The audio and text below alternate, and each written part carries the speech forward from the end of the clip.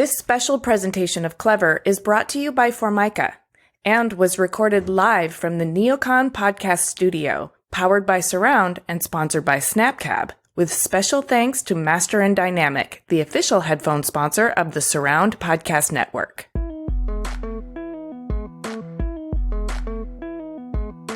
Those people spent their lives and spent their time and spent their effort and their heart developing these patterns for a brand that they loved. That's important to tell that story. Hi, everyone.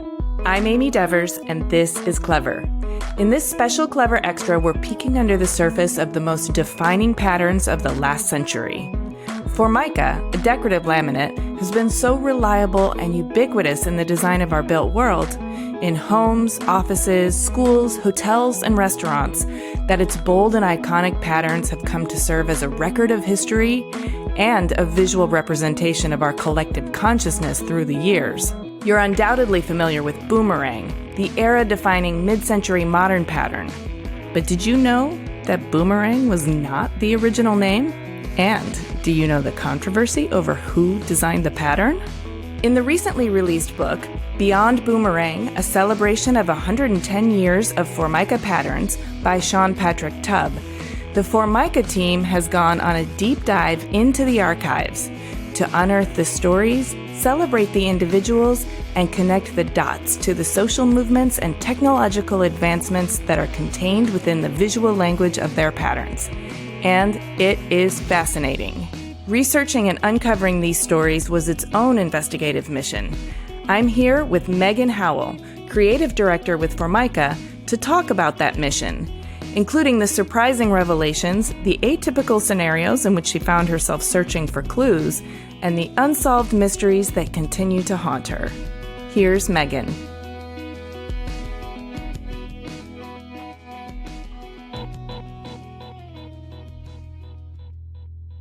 I've been at Formica Corporation for 10 years. My role has slightly evolved over the 10 years. I started as a creative services manager over everything creative kind of in the marketing department.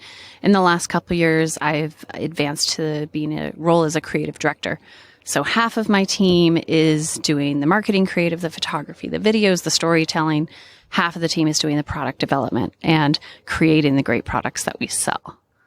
You're like the galactic overlord of Formica. It's in very short summaries when people ask, I say, if it's creative and it comes out of Formica, someone on my team has touched it in some way.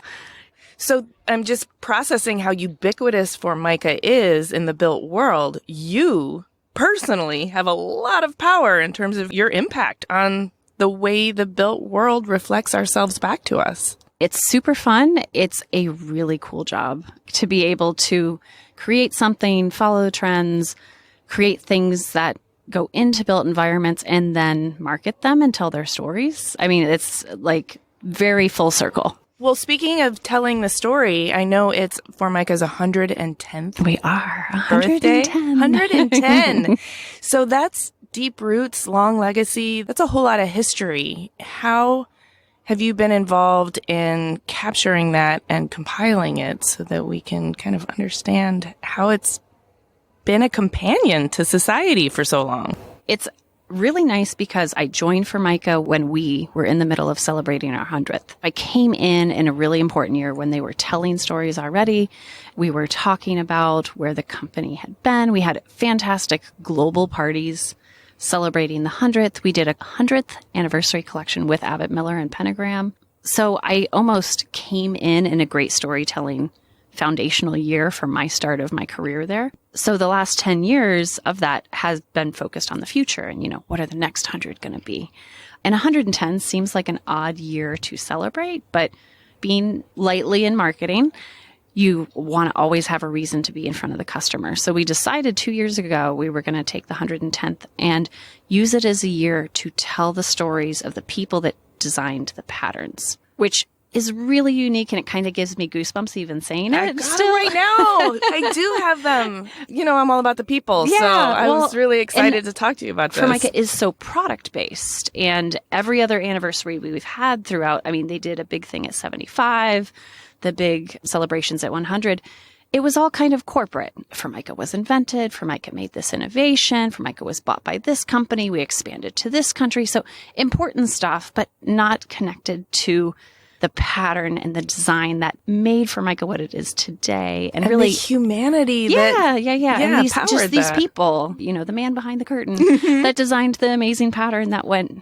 essentially viral, across the globe back in the 60s that made it what it is today. So yes. That's how we are where we are right now. And at NeoCon, that's what we're talking about. So you went back through 110 years of history to find the stories of how these patterns came to be and track them to the humans that were involved in creating them. Yes. That sounds like a dream job because I kind of think of myself as part detective. I'm imagining there was a lot of detective work in that. There's a lot of detective work. We got to do some really cool archive diving in the Smithsonian, in the Hagley. I know you've just issued a book called Beyond Boomerang. I've been flipping through it. It's so gorgeous, and it's such a lovely compendium of history and the way, the patterns throughout the years have really reflected the ethos of the people. And the foreword by Abbott Miller is great, but then there's also this moment in the introduction that I think really sums up the book in a beautiful way. I want to read it for a second, if you're okay with that. Yeah, go for it. While the underlying component layers have changed a little since its inception, the magic of Formica laminate lies in its seemingly infinite regeneration over the years to match the current moment. As one surveys the depths of the company's historic catalog, that's you, it becomes clear that through the use of pattern, texture, and color, the character of each progressive collection went to great effort to echo our collective values, illuminate the promise and limitations of our current technology, and perhaps even offer a glimpse of our aspirations in a given moment in time. He's so great, isn't he? That's a magic combination of words, but I think it really captures how objects don't lie, right? Objects reflect us back to us. Mm-hmm. They're created by people who are living in these moments, and they're reflecting what's going on in the collective around us. And now you have 110 years of pattern to see the patterns over the years. And so this is all compiled together in a beautiful book that ties these patterns back to what's going on in the world, from the roaring 20s to the optimism of World War II, to the space race, to the opulence of the 80s. I mean, all of this stuff is sort of cataloged through these patterns. What I'm really excited to talk to you about is what you're just about to get into, is the detective work to trace these patterns back to the humans. And I think you began this during COVID, right? So, we did. All right. Yeah. So tell me the whole thing. We had the realization we were coming up on this anniversary, and knowing we didn't have the stories, we knew where they were. We knew they were out there. We wanted to tell them, but Formica has been bought and sold so many times.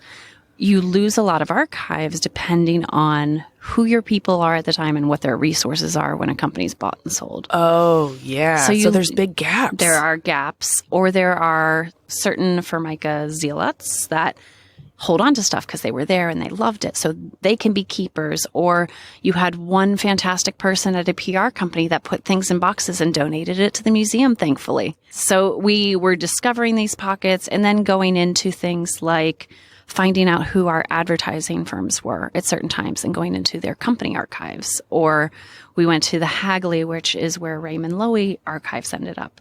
So you were discovering things through all these different places. And then when you were talking about it being like a research detective project, I've been doing this in the evenings out of, heart and fun. So, sitting there with my husband on my laptop at night on mid-century modern message boards, like, hi, my name's Meghan Howell. I'm the creative director at Formica. We're trying to tell these stories.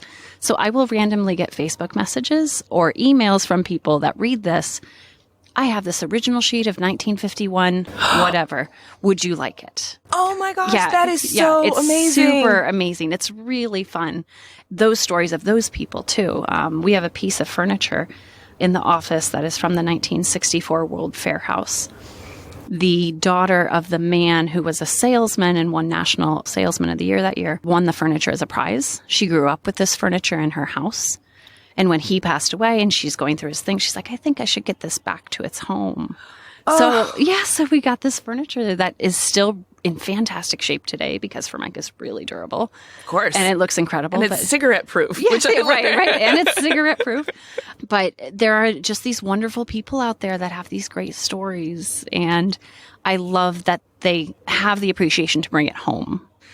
There's connection to it. I think that, the humanity associated with a product is certainly traced back to the creators and everybody and the engineers and everybody who brought it into being. But it's also really connected to the people who love it and care for it and steward it. It becomes part of the collective consciousness in that I know so many of my memories have Formica as part of the visual landscape of what that memory is. So I bet you met a lot of really interesting people, and a lot of them had affectionate feelings for Formica. Yeah. Really. Well, and some are people that used to work at the company that are still alive today that have fantastic stories from the 60s and 70s. Some are these sons and daughters. Their parents worked there, but they know how much their parents loved working at the company. And I mean, some people like Abbott Miller has worked for us and with us, and he has great stories because he works with the product in his work as well as works with the brand. And there's all these different relationships. So piecing it together, what kind of surprised you, or what were some of your favorite stories or personally challenging to discover the answers to? Do you have some stories that come to top of mind that made this project so rewarding? Yeah. First, I'll tell you about going through the Smithsonian during COVID, because this was a surreal experience. I think, a lot of people, I'm not going to say everybody, but a lot of people have been to the Smithsonian. Wonderful facility. It's so amazing to walk through there. And they have a reading room today. You or I could request to see certain archives and go sit in their reading room in the actual Smithsonian. Well, during COVID, it wasn't open. So we were talking to the archivists there, and they're like, yeah, we can get you in. You can see your things, but it's not going to be in the reading room. And we're not, really caring where it is. But the story was very cool because we met at their offsite facility. The archivist took us in his car to these war bunkers that are just filled with different things. Old corn mill stones just sitting out in the open, carts and bookshelves of paper. So we're sitting in a bunker with this lovely Smithsonian archivist at regular, normal, fold out chairs and tables.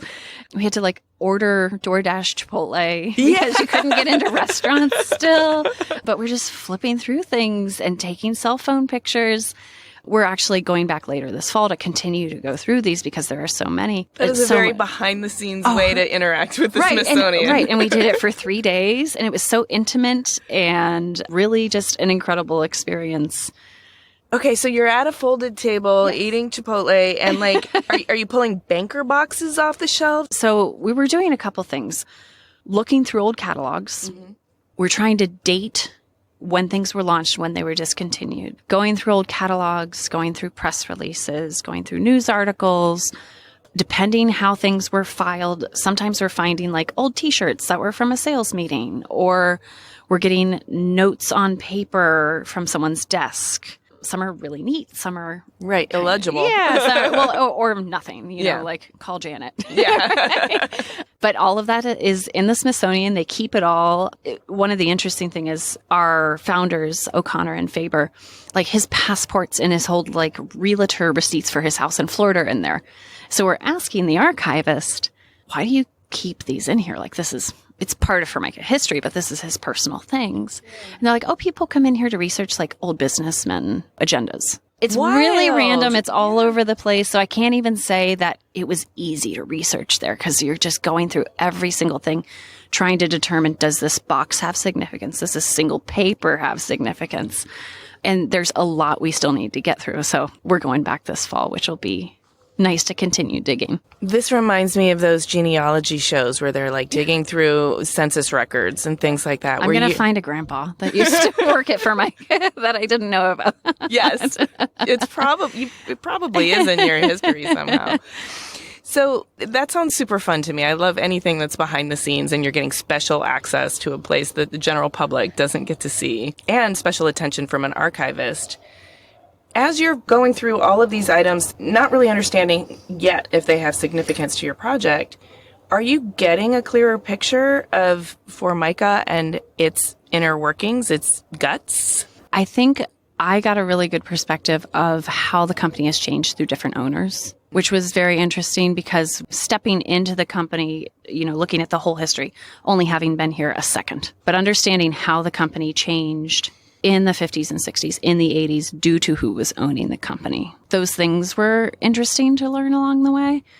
Okay, so understanding that the company has sort of been through different leadership throughout the years, what is the creative trajectory? Are you able to trace the patterns back to individuals in-house or collaborative relationships that the patterns came to being? Are you able to see which patterns were given favor and which were axed? We definitely don't have the full picture yet. This book is capturing where we are today in research and telling the stories we have today.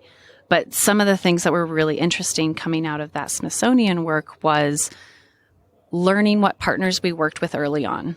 Originally, Formica was a substitute for mica, so we were making gears and electrical parts. When the R&D department discovered you could put a decor paper on top, we started doing some very basic marbles and some wood grains that were used in soda fountains and radios.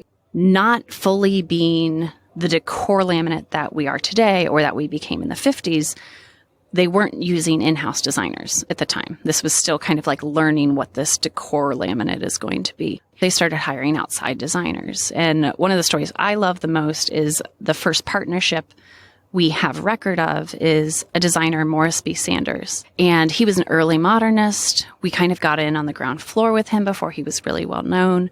The pattern he launched with us very first and was patented, our first patented design, is called Moon Glow. It's inspired by like the moon's reflections on water. Really kind of amazing. Unfortunately, he passed away before the pattern could launch and before his career really took off. Wait, so he was more famous posthumously? Yes. He has a historic home, like his old studio in New York City. But like his trajectory just like never really took off. But he was our first partnership. This first partnership took place what decade? 30s. And so is it hand-drawn? Thinking about technology at the time, it's possible it would hand-drawn to screen print. Yeah. For the listeners, essentially, Formica is layers of paper and resin pressed together under extreme pressure and heat to form a really, really durable surface. Yes. The top layer is the printed decor, which has evolved through time depending on different printing processes. And today, how good scanning and printing can make that really, really realistic. Right. Okay. So Moonglow was the first partnership with Morris B. Sanders, but he passed away before he got to see it launched. Yeah, before it could even go live. And we have a printed press release where he gave an interview saying other things he had lined up to launch. It's heartbreaking, but it's a really kind of incredible untold story that we didn't know before we started doing this research. We didn't know about this pattern for the 100th book. Wow. So it's these really important nuggets that we found just sifting through press releases that look like stapled pieces of paper together. Like, is this going to be significant? Let me flip through 14 pages. And do you have samples of Moonglow? We do. Oh. Yeah. That's amazing. Do you know historically, like, what it was typically used for? Very early on, it was mostly countertops. Especially residentially. Okay. Commercially, we were doing radios and soda fountains first. We were working with other manufacturers to make products. And then it kind of exploded. Like in the 40s and 50s, especially post-World War, we were in 60% of homes during the housing boom. We were in trains. We were in airplanes. That's how we got into working with Brooks Stevens and Raymond Loewy because they were working on those sorts of vehicles. So they started doing patterns specifically for their vehicles. Oh, of course. That's an organic collaboration. Yeah. What kinds of patterns came from those? So Brooks Stevens, the fun story and something that's kind of debated on those mid-century modern boards I was talking about is who designed Boomerang. Some people historically have given credit to Raymond Loewy. Some have given credit to Brooks Stevens. So the story's straight. You've heard it here. It was a designer named John Hughes at Brooks Stevens. He hand-penned the drawing to go into locomotives that they were working on. The original design is called Skylark. So we launched Skylark originally under his direction. After we left working with Brooke Stevens, Raymond Loewy recolorized it. Okay. That's why all these names are attached to it. Yeah. Yes. And what I believe is those colors were probably more successful than the first set of colors. So that's why historically people kind of give him a little more credit. And we worked with Raymond Loewy a lot longer in our history than we did Brooke Stevens. Okay. But the original creator of Boomerang is John Hughes. Is neither of the famous men. It was called Skylark until 1988. We did a 75th anniversary collection, relaunched it, and at that time named it Boomerang. I think the reason that happened is people had started calling it Boomerang, even though it was named Skylark. I just think in conversation, people, the Boomerang countertop, the, Formica Boomerang. So, we might as well own it. Yeah. I mean, that's how you know something is so popular, is that the general public renames it for you because they have a common vernacular that everybody understands. Well, and today we still have a boomerang in our line, but we also call people that leave the company and come back, we call them boomerangs. Does that happen a lot? More than you might think. Really? Yeah. Yeah. Well, I mean, it's this industry, right? Got to leave, try something else, come back. Love for the brand. You had a great story. I think you told me about Ondine. Ondine, yes. I have an Ondine table. Do you? A vintage one. Ooh. I've had it since I was an undergrad. Oh, that's so fun. And I can't let it go because I've had so many amazing conversations around this table. So much of my life has transpired around this green table that I got at a thrift store. Yeah, please don't throw it away. Never. Yeah, so Ondine was designed during kind of the psychedelic era. So you think of the very groovy patterns of the 60s and 70s. So we found the story, again, in the Smithsonian, and it was in a press release that had a giant X through it. So it was a redacted press release that never went out. I'm even flipping through this folder and I'm thinking, well, I don't want to read this. This isn't relevant. Yeah, not even public record. Not this even never. It's in someone's folder, their desk files that went to the Smithsonian. So I'm reading this thing. I'm like, why didn't they want it out? Or is this a draft? Is there, the final ones behind this maybe? What we learn about Ondine is it was a proprietary process they didn't want to publish. So that's why it was redacted. They were holding this process of how they were creating the pattern away from the competition. Thinking about those groovy psychedelic patterns, Ondine was created by the engineers at Formica. We didn't have an in-house design team yet, so this is engineers coming up with a printing process. And they were layering ink, floating ink on top of water. So getting, this lovely watery pattern and laying single sheet down by single sheet. So each sheet is unique, and each sheet has a non-repeatable pattern, which was unheard of at the time. Today, very popular in laminate. We have the printing technology to do that, but in the 60s and 70s, very unique.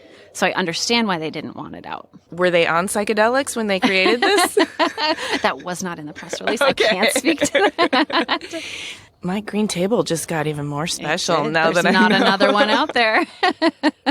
If I did psychedelics around the green table, maybe I could have the kind of mind meld with the original engineers. Yeah, there we go. That's my plan. So in terms of the people, the creatives behind these patterns, what kinds of stories did you dig up? After we stopped working with those outside designers, we had a company sold, and they decided that working with outside designers wasn't worth the return, and they wanted to start hiring and developing in-house, which was very exciting. We still have in-house today. One of my favorite stories from that process is there was a woman named Sharon De Leon. Back then, you go in for an interview as a pattern maker and you bring your big prints of patterns you've developed and hand-drawn. So she went through an interview and they bought patterns from her book during the interview. Before she's even hired. That's a good interview. Right, yeah, right. Like out of the park. Well, I'm making money before they even hire me. So they buy some patterns from her and they launch one called Halifax before she's hired. Halifax is delightful. It's very small, like stars and squares and flowers. It's really, really pretty. It's got the hand-drawn quality. It's very lovely. So she eventually gets hired. She already has patterns in the line, which is amazing. Women being hired during this time is also very rare. Think about Mad Men, and all of our sales meeting photos from the 50s and 60s are all men.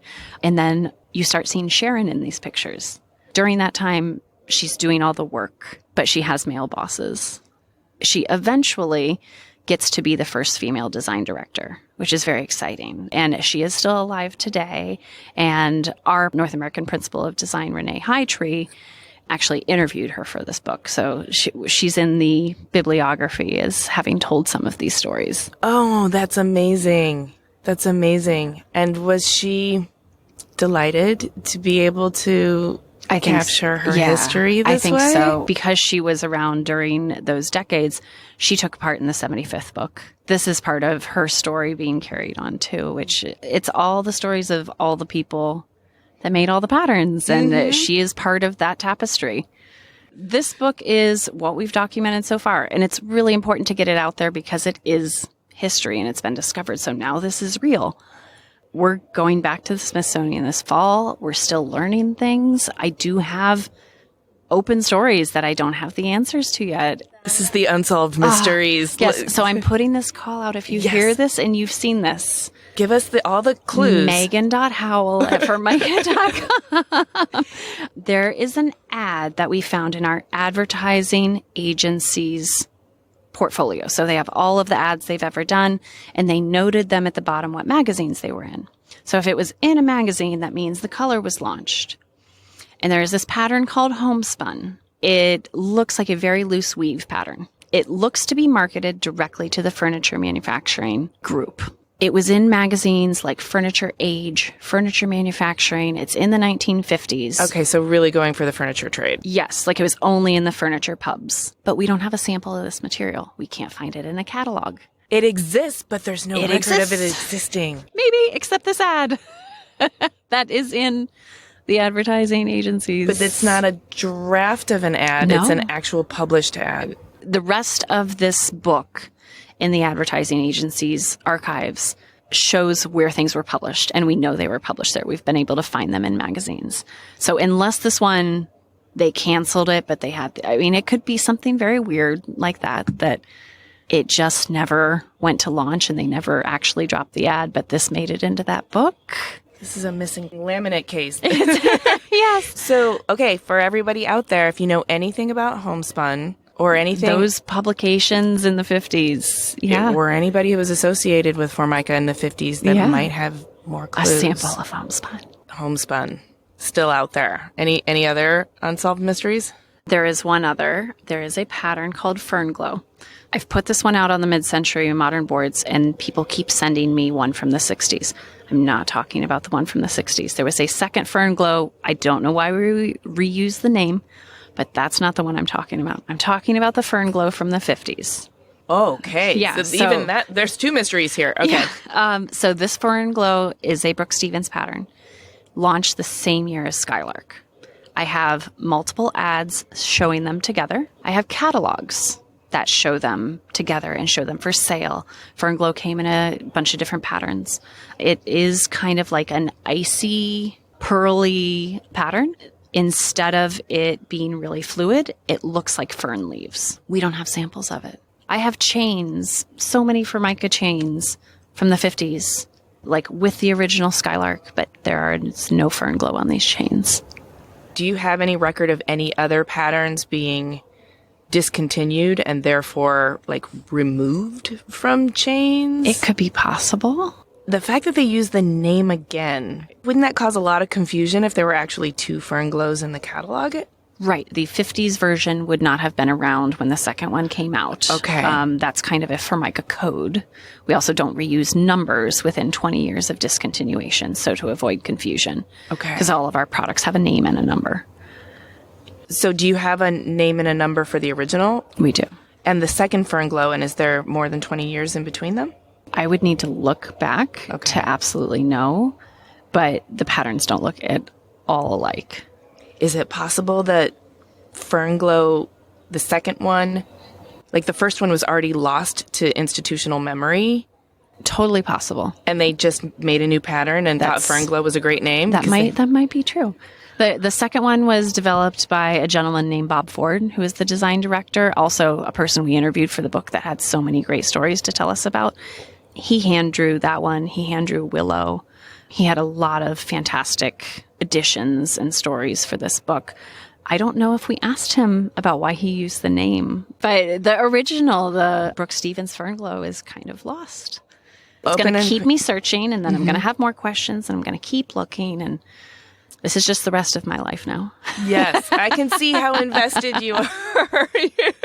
I truly hope when this hits the airwaves that like more clues come in for you. That would be so nice. You have to keep me posted. That would be so nice. So digging back through 110 years of history and really tying these patterns back to the humans who created them, and you're seeing sort of the evolution of society through the evolution of Formica in terms of the first female creative director. I mean, it's just such depth. So when a company's been around for 110 years, there's a lot of presence it has in the world, in the built world, in our psychic space. So many memories are attached to it. There's also a lot of responsibility. Were you getting a sense of the company values and what's important in terms of compiling this history, not just to sell more product? Being proud of your history is great, but like what's at the heart? Yeah, like you said, this book is not about selling more product. And it's not just about pandering to our mid-century modern fans, even though we love them. This book is about the tie to the craft, the tie to the development, storytelling, the people that made this brand amazing. So some of these people are really famous names. We have Jonathan Adler in this book. We have Abbott Miller in this book. We have Brooke Stevens in this book and Raymond Loewy. And then we have people like John Hughes and Nettie Hart and Sharon De Leon and Bob Ford. And Morris B. Sanders. And Morris B. Sanders. Yeah. And those people spent their lives and spent their time and spent their effort and their heart developing these patterns for a brand that they loved. That's important to tell that story. I mean, that is heart, that is people, that is the human side of the product and the brand, the very big brand at a very small level. It seems like it's a small level, but it's actually pervasive, right? It is the constant through everything. It's the people. It's the heartbeat. It is. It's the heartbeat. It's a very small thing, but it is keeping everything alive. Agreed. And of course, you know, I love people and creative people. And so telling their stories is important for so many reasons. But I think it's also important for us as just dwellers of the built world. Because when the built world loses its soul and it doesn't reflect ourselves back to us, we start to feel vacant, disposable, generic. And that's a downgrade to our quality of life, to our sense of self, to our connections and our relationships. So the humanity coming through the product is influencing the way we inhabit the world. And that's so important. I like to tie it also back to that childhood feeling when you took that thing to your parent, like, I made a thing. Mm-hmm. That as an adult, it's sometimes hard to talk about that thing that you made that you're really proud of because you're either embarrassed or you don't want to brag. So I hope, and I'm very humbled to have taken part of this book and told people stories whose stories weren't told about the things they made. I want to tell you a story about something I made with Formica. Please tell me. Tell me. So I'm a furniture designer. I'm trained as a furniture designer. In my undergrad years, I'm still kind of learning woodworking and technical. I designed this series of tables that were different tiers, and they had Lazy Susans in between them, so you could reconfigure the whole thing. Mm-hmm. And each one had a different Formica laminate. I remember, learning how to install laminate and what it was made of and how to work with it and how to finish the edges. And I loved it. And I was going for a certain vibe that kind of connected you through to this ubiquitousness of the built world. So I wanted that familiarity. And then I also started dating this musician, and I remember being on a date with him, and I was telling him, I'm building furniture and I made out of Formica. And he's like, oh, what kind of tree does Formica come from? I'm like, Not a Formica tree. Not a Formica tree. It's okay. So I told him. And we ended up dating anyway. That wasn't a deal breaker. Yeah. Oh, that's funny. We had a gentleman, as we were setting up for the show this week, a little bit of egg on his face, but he says, do you know how they came up with the name Formica? And we're like, the brand people were like, yeah, but, he's like, it was named after the inventor's son. No, it wasn't. It wasn't. But let me tell you what it was named after.